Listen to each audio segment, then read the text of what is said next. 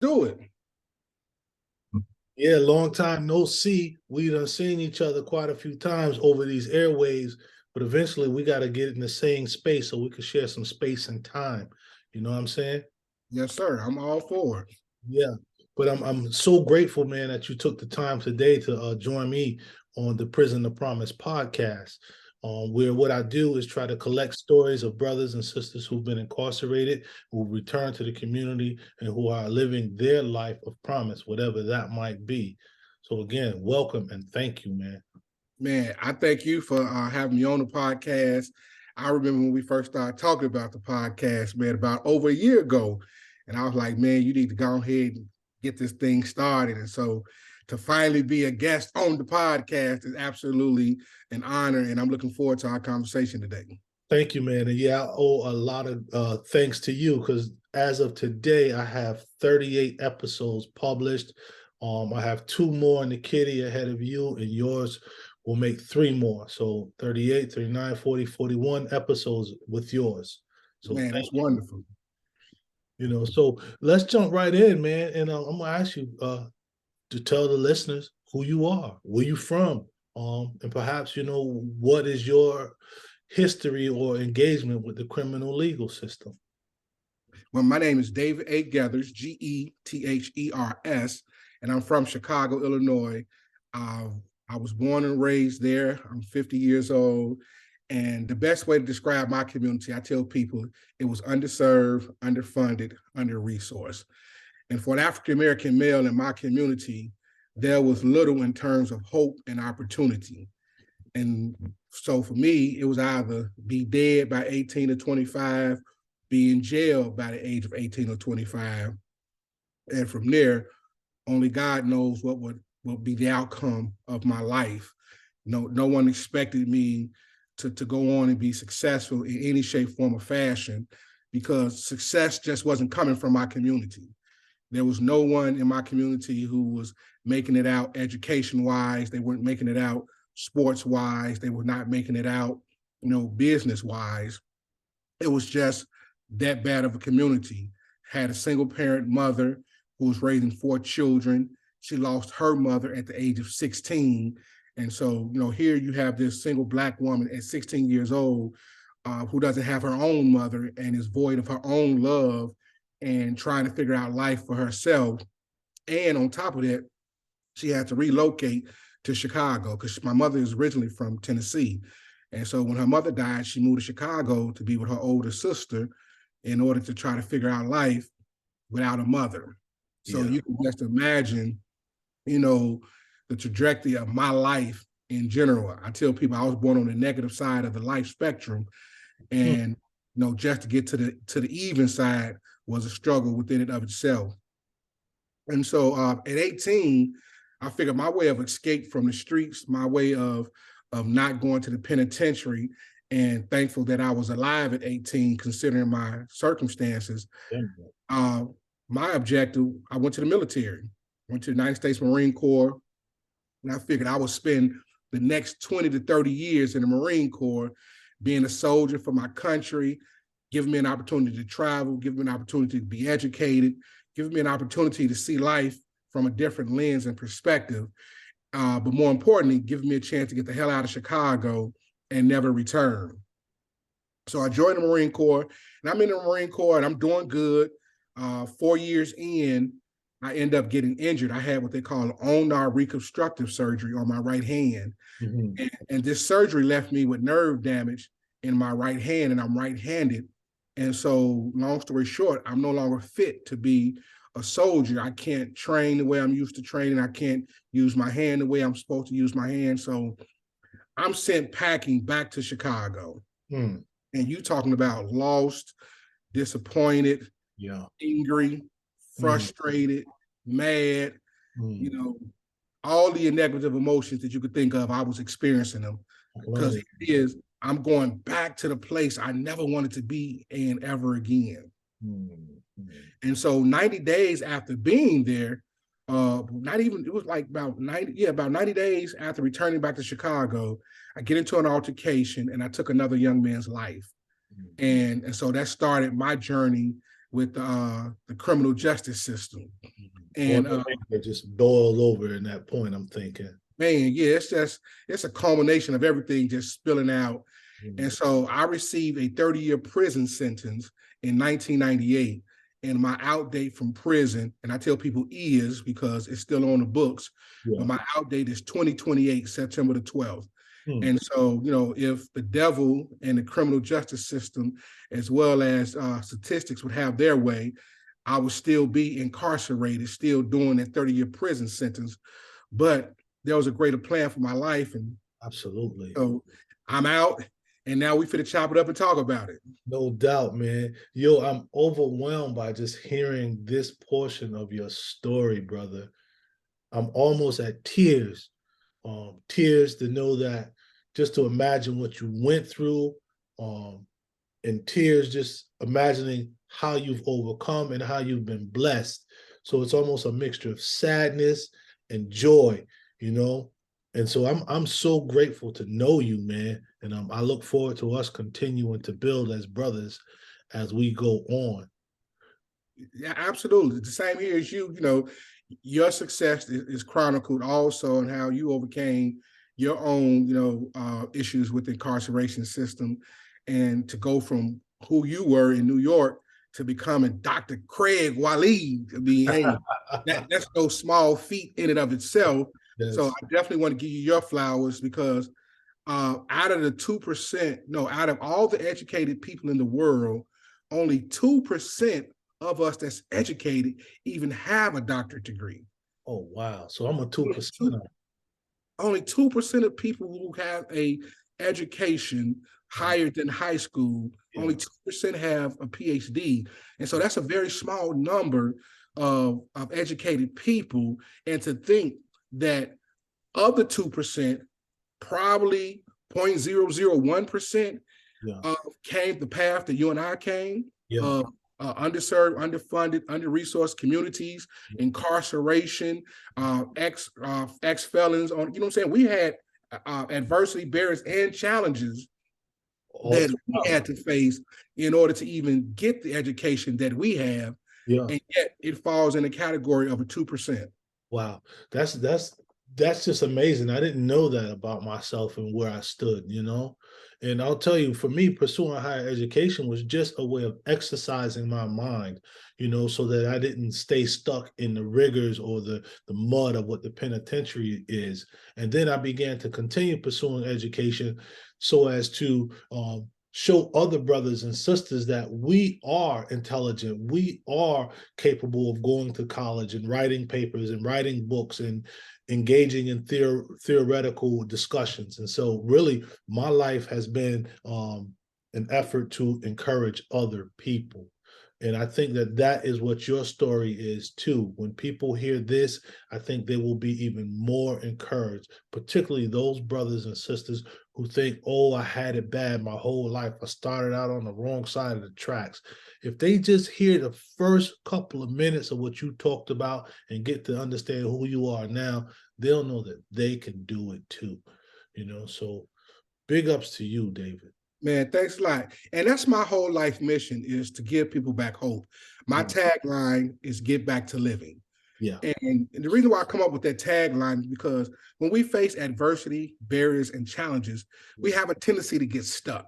Yeah. I could easily have taken the barriers and the challenges that life had presented to me growing up in Chicago and use them as an excuse to play it safe. I can use it as an excuse to be, excuse my French, but to be a fuck up, you know what I'm saying? To just continue, just live life on the margins. Yeah. But I knew that there was something greater to my life. And so I took that 30-year prison sentence and I said, I'm going to use this prison sentence as an opportunity to change not only my life, but to change the life of everybody who ever hears my voice, everybody who ever comes in contact with me, everybody who ever feels like that their hope is lost or their hope is dashed or their hope is gone and diminished.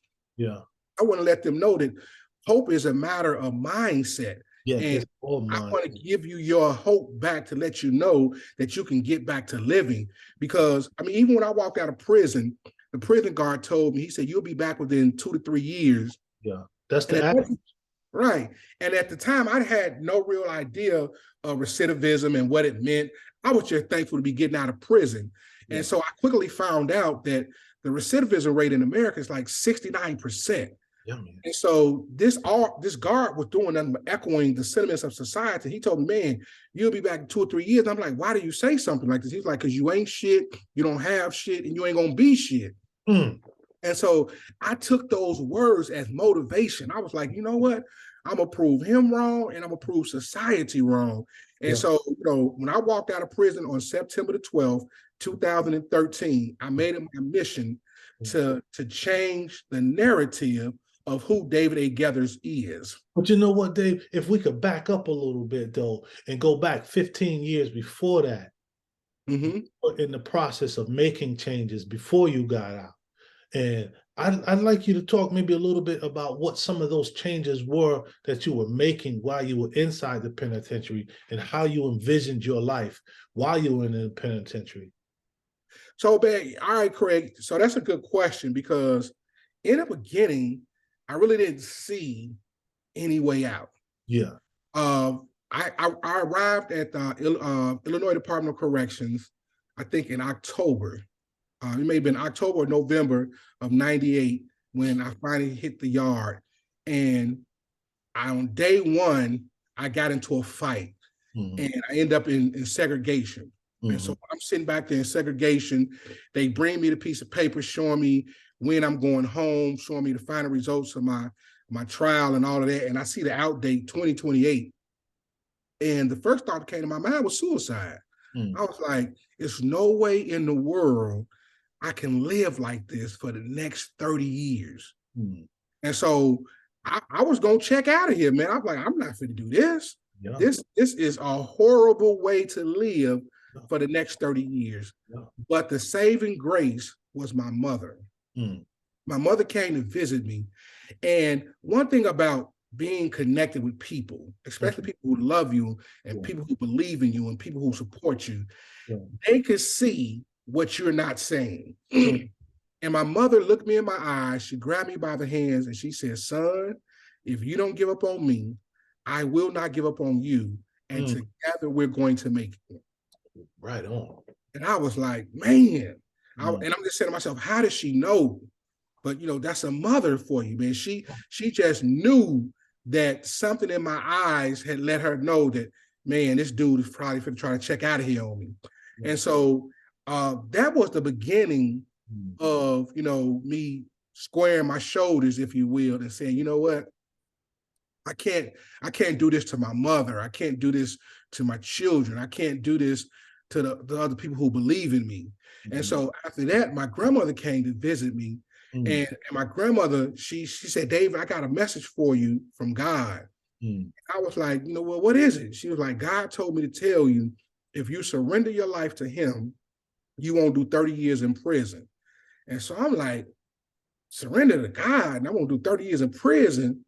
I was like, I was just bewildered. I'm like, how God gonna change the 30-year prison sentence? Yeah. The judge done hit the gavel, the paper has been signed, it's been put in the records. Yeah. How is God going to change a 30-year prison sentence? Yeah, you're not understanding what that word God meant. Man, I have no true understanding until he began to work in my own individual life. And so I said, well, Granny, what does surrendering to God looks like? And she was like, man, just start with prayer. And so I started this journey, man, and just started praying, asking God, hey, what is it that you want to do in my life then? And so December of 1999, my mother came to visit me and she brought me a journal. She said, God told me to tell you, start collecting your thoughts. And she was like, I want you to write in this journal every day. And so I would write for the first time, January 1st, 2000, and I would write in that journal for the next 13 years. And I would tell people that I journaled my way to transformation. Wow. Wow.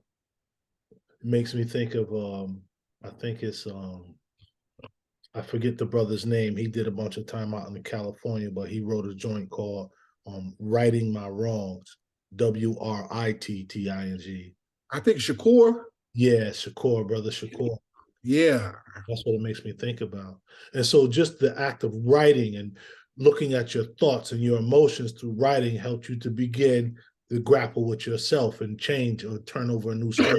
It's like, Yeah, because one thing I learned is when you can reread what your thoughts are, when you get a chance to think about your thoughts, when you get a chance to reflect on your thoughts, you begin to say, man, you know what? I don't think this is the right thought to have. I don't think this is the right perspective. And you can't lie to yourself. Right. And I learned very quickly in prison that there's more than one way to skin a cat. Yes, sir. Growing up on the rough side of Chicago, I used to think it was one way and one way only to everything when it comes to life. Put a hole in it. Once I got a thought in my head, I'm like, hey, this is the only way. And so I'm riding this till the wheels fall off. But I began to realize there's different ways. And so there's different thought patterns. There's different perspectives. There's different eyesight. There's different opinions and different ideas. And so I just began to journal and I began to read. And by the time I walked out of prison, I read over 300 books. What type of books were you reading? So I read the encyclopedia from beginning to end. I read the entire series of an encyclopedia. I read books by Neil Ellis Coast. I read books by what's this guy name? He's a great writer. He all of his books are titled from Marvin Gaye songs. Make Me Want to Holler.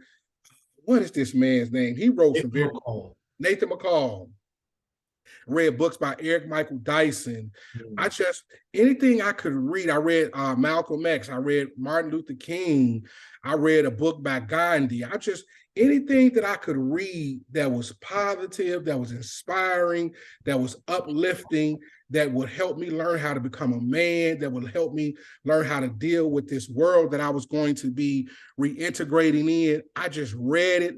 When people would write me or visit me and ask me, what do I need? I would tell them, send me books. Books. Yeah, that was my same experience. Yeah, and interesting you mentioned, anything that would help me become a man. I think that many of us end up in prison because we're doing things that we think are man-like or masculine, when oftentimes that's the wrong information we're operating off of. And I say that because that was my experience as well. And when I began reading, as you were reading, I don't know how many books I read. I read a whole lot of books, but really I was looking for keys on how to be a man. Not to be masculine, but to be a man. And what I learned was it's important to be true to myself, to follow my heart, follow my mind, and the hell with what all these other outside images and messages are. Yeah, absolutely, man. And even to this day, I still journal and I still read. Yeah. Because I believe it's important to the work that I do, that I'm forever educating myself and that I'm forever evolving, because I want to always have a fresh thought and a fresh idea to share with the panels that I sit on, to share with the audiences and the colleges and universities that I speak at, when I go out and I share people about how to overcome adversity, when I talk to them about decision making, when I talk to them about intentional success, all the things that I've been able to accomplish. I want to make sure that I'm not giving you some stale, warmed up word or thought. I'm going to give you something fresh and new. Yeah. And that's dope, man. And also what I'm thinking about is how reading is like the equivalent to our brain of calisthenics to our body. It keeps it fit, it keeps it sharp, it keeps it receptive. But if I could go back to a really important point, I think that you pointed out, which was the relationships, the support you had, your mama, your grandmama, and there might have been other folks that you didn't mention. But I'm just thinking about how when we're going through adversity, in order to get through, it's really important that we have supports, because oftentimes we have people that support us in our BS. Man, you could do that. You could do that. Yeah, ooh. And then when you get caught, everybody's scattered. But when we down in the muck, when we down in the dirt, what I like to say, face down and ass up, who's really there trying to pick us up? And it was your mama and your grandmama. And without that support, it probably would have been that much more difficult for you. But when you got somebody believing in you, I think it helps us to do better because we know better. Yeah, and so yeah, I had my mother, I had my grandmother, I had my brothers and my sisters, and I had a host of friends, man, who really just held me down. You know, family members. I had a very strong support system of about 10 to 20 people who rolled this thing out with me faithfully, Yeah. and that was very, very important because no, they were preparing me for my day when I got out of prison. They was inspiring me. They was talking to me. They was like, look, man, hey, you got to have a game plan. You got to know what you're going to do. And it was just, and to see these people, they weren't just saying it because it was nice words to say, but they believed it. Yeah. They were able to see me beyond the incarceration. They was able to see me beyond the crime that I committed. They were able to see me beyond who I even saw myself to be. They infected you with that belief. That's what it sounds like. They injected that in you. Man, and it was so important. And when I realized, that, this is greater than just me, that helped with the transformation that I was going through, because these people was looking forward to me getting out of prison, and they were looking forward to seeing what was I going to do with my life once I got out of prison. How long have you been out of prison now? I've been out of prison now 9 years. I got out of September the 12th, 2013. And that's beautiful. And so since you've been out, man, like, what are the things that you're doing? You gave a little prelude to it, that you're doing some speaking at certain places, but what are the other things you're doing, man? So since I've been out of prison, man, it's been a great journey. It's been a journey that I really didn't think was all that phenomenal. I just thought I was somebody getting out of prison, putting my life back together. But now that I'm on this journey, I'm realizing just how phenomenal the work that I've done is and how inspiring it is. So when I first got out, it's interesting. I attempted to go to college, and I always put them on blast every chance I get. Governor State University, University Park, Illinois. I signed up like everybody else to be a student, filled out the application, took the test. When they do the interview and they do my background, they ask if I ever been convicted of a crime. So of course, I'm gonna tell the truth. I'm on parole, so I gotta, I'm trying to do everything the right way. And I tell them, yeah. They do their research and they tell me, because of the nature of my crime, that I couldn't be a student at Governor State University. And so I'm like, man, how y'all gonna deny me an opportunity for an education when the whole purpose is to rehabilitate me to do different things so that I can be successful? And if I was just some regular individual, I'd have let that set me back. But I had a bigger plan in mind. And so I was like, man, I'm not gonna let this stop me. So I fought them on their rejection of me being a student. And ultimately they was like, well, we'll accept you to be a student, but we'll put you on academic probation. And so my team, they was like, man, we're not accepting that. I was like, whoa, slow down. Y'all missing the bigger picture. I just want to get in the building. I don't care how I get in. I don't care if they have to do a police escort every morning. I just want to get in the building. And from there, I'll make the changes. I said, so I'll take the academic probation. So they put me on academic probation. Excuse me. And so I become a student at Governor State University. And my original degree was going to be in social work. And I get in and I see the social work, but I was like, nah, that's not really what I want to do. So I changed degrees, but to make a long story short, I graduated in 2016 with a bachelor's degree in communications. And then I left Governor State University, go on to Olivet Nazarene University, where I received my master's degree in urban ministry leadership. Nice. Then from there, I started my business, Gethers SPEAKS, and I wrote my first book, WeakDay Remedies, WEAK Remedies, a Transformational Journal. And from there, man, I've been speaking all over this country, helping disabled veterans, helping returning citizens, adults and youth, and just helping your everyday mom and pops who face adversity, barriers, and challenges. And I take my message of hope across this country, giving it out to anybody who will listen, letting them know that it doesn't matter how you start, it matters what you believe. And if you can believe in yourself, you can take any situation, turn it around, and make it the best of anything. Oh, this man is a hope dealer, not a dope dealer. A hope dealer, man. Yeah, man, I did that. So, yo, man, how can people find WeakDay Remedies? How can they find it, or where can they find it? Well, they can find it on Amazon. It is one of Amazon's best-selling books called WeakDay Remedies, WEAK Day Remedies. They can also go to my website, DAG Speaks at Gmail, no, dagspeaks.com, which is the website, or they can email me directly at dagspeaks@gmail.com to order a copy of the book. Wow, man, this is phenomenal. And talking to you, and we've had plenty of conversations in the past, but this conversation seems to be the most inspirational and inspiring conversation I've had with you. If you could really see me, I got goosebumps all up underneath my sweater right now, bro. So you are really doing the thing that you do, which is inspiring people. Because me and you are kind of like on the same page, and I'm being inspired by you right now, bro. So thank you. Thank you. Dr. Craig, I truly love what I do, and that's inspiring people. I love giving people back their hope. I was sharing with a group of about 20 people yesterday, and I was telling them that, we live in a world, especially coming out of COVID, where a lot of us, we don't have the hope we need to be successful. Mm-hmm. I was telling people it's difficult for some of us to get up and show up every single day. Yeah. Some days we want to mail it in. Some days we just want to, call it quits. We want to wave the proverbial white flag or throw in the towel. Yeah. And so I do a lot of mental health work with people. And I found that the one reoccurring thing among suicide people is they've lost their hope. Yep. They've lost it. They don't believe that tomorrow will be better.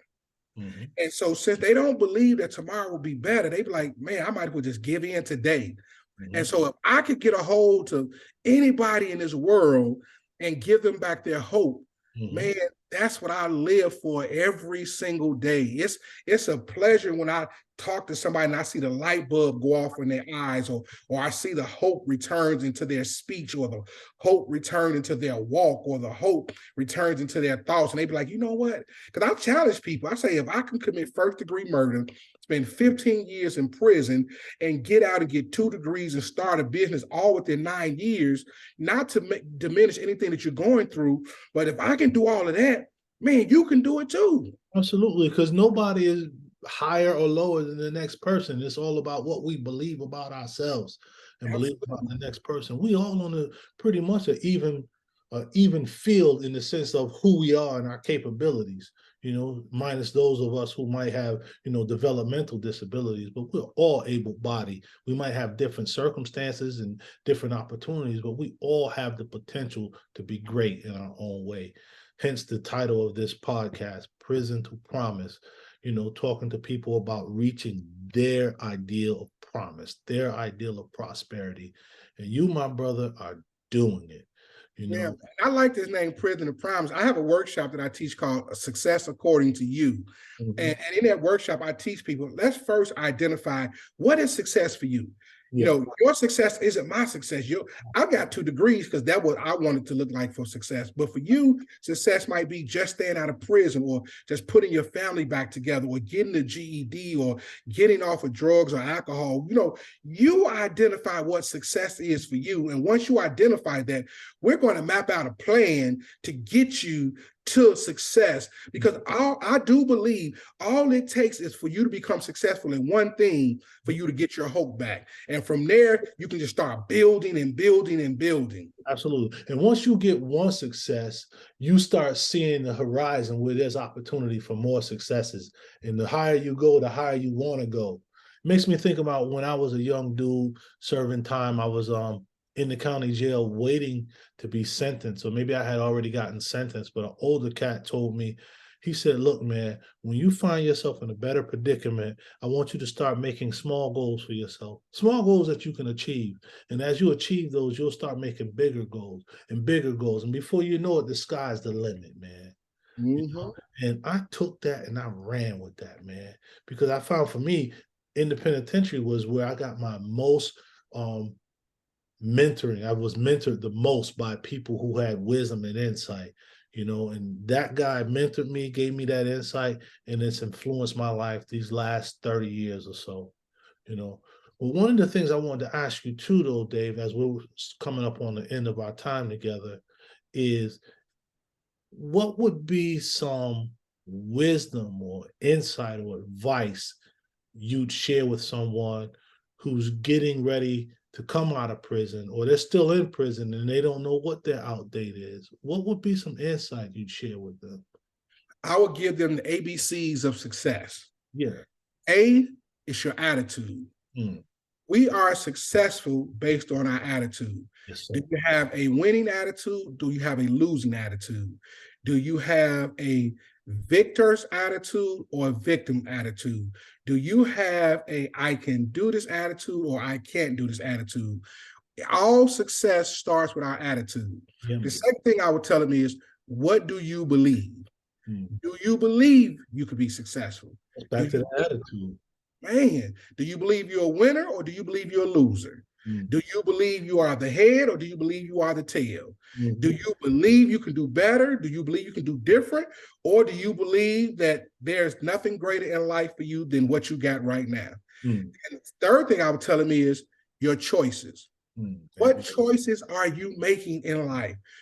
Are your choices leading you to the victory, or are your choices leading you further and further away from your victory? Mm-hmm. And according to your ABCs will determine D, your destiny. It will determine whether or not you're a winner or a loser, whether you're successful or you're a failure, all according to your ABCs. Man, that's fire. That is fire, brother. Attitude, belief, choices, ultimate D, destiny. Mm-hmm. Yeah, man. And so, yo, man, as we get ready to close out, is there any final words you'd like to leave?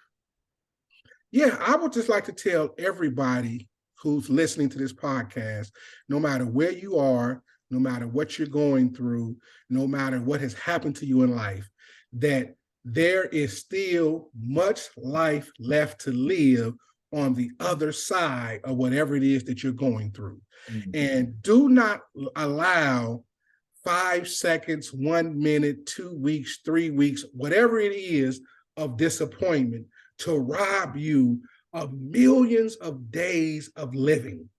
And that's our thing, man. Don't get stuck. Get back to living. Get to the other side of whatever it is that you're going through. Find you a community. Find you a village. Find you a cheerleader. Find you a mentor. Find you somebody who's going to help replenish your hope.